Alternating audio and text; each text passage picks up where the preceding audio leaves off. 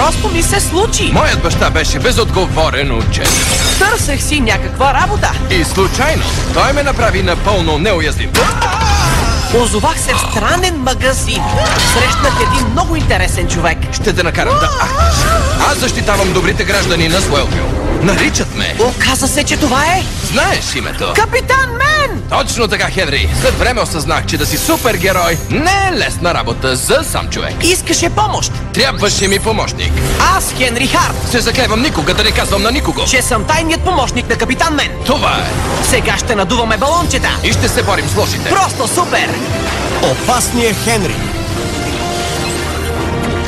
С участието на Джейс Норман, Купър Барнс, Шон Райан Фокс, Риел Даунс, Ела Андерсън. Кажи го! Тръба нагоре! О, душа ми!